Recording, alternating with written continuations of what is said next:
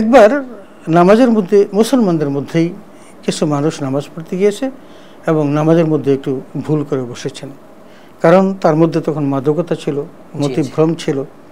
তো সে তখন নামাজ যখন পড়ছিলেন তখন ভুল হয়ে গেল এবং এই ভুলের প্রশ্ন গিয়ে উঠল রাসূল আকরাম সাল্লাল্লাহু আলাইহি ওয়াসাল্লামের কাছে, এবং সেখানে যখন উপস্থাপন করা হলো যে আজকের নামাজের মধ্যে এরকম একটা ভুল হয়ে গেছে, তখন আল্লাহ জাল্লা শাআনুহু জিবরাইল আলাইহিস সালামকে পাঠালেন এবং বার্তাটা দিলেন এরকম যে লা তাকরাবুস সালাতা ওয়া আনতুম সুকারা, নেশাগ্রস্ত অবস্থায় তোমরা নামাজের কাছেও যাবে না।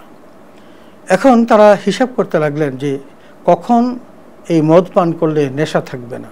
প্রতিদিনের পুষ্টির চাহিদা পূরণে পরিপূর্ণ আস্থায় আরডি UHT মিল্ক, ভালোবাসার বিশুদ্ধতায়।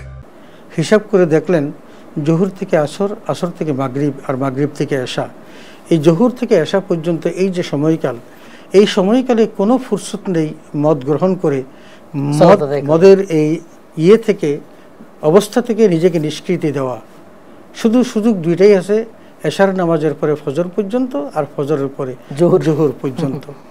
এখন তারা চিন্তা করে এই 3 বেলা মদ পরিহার করলেন আর 2 বেলা কোনোটা মদ রাখলেন। অনেকে আবার দেখলেন এ একটা ঝামেলা, বিড়ম্বনা, এই এত হিসাব করে কি মদ খাওয়া যায়, তখন অনেকেই মদ ছেড়ে দিলেন। তার মানে যখন 70% মদ যখন ছেড়ে দিল, তখনই আল্লাহ রাব্বুল আলামিন চূড়ান্ত ফয়সালা দিয়ে বললেন ইন্নামাল খামরু ওয়াল মাইসির ওয়াল আনসাবু ওয়াল আজলাম রিজসুম মিন আমালিশ শাইতান ফাজতানিবুহু লাআল্লাকুম তুফলিহুন।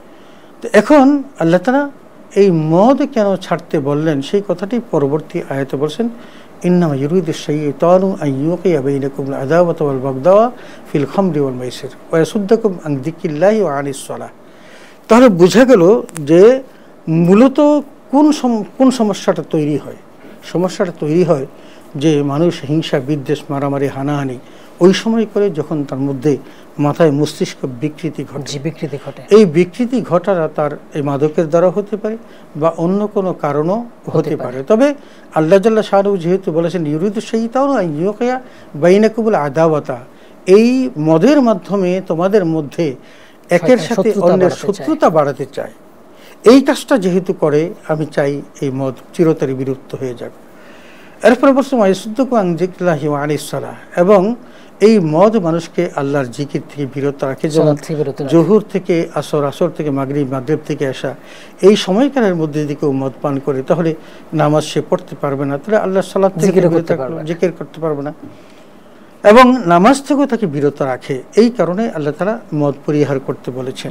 এখন আমাদের সমাজের কোনো যুবক ভাই যদি তিনি নামাজে আসক্ত হন, তাহলে সেই নামাজ তাকে এই সকল অশ্লীল গর্হিত কর্ম থেকে তাকে বাঁচাবে, বিরত রাখবে। তাহলে আমরা বুঝলাম যে আল্লাহ তাআলা আমাদেরকে এই হারাম থেকে বাঁচিয়ে রাখার যে সবচেয়ে বড় মাধ্যমটা দিয়েছেন সেটা হলো সালাত।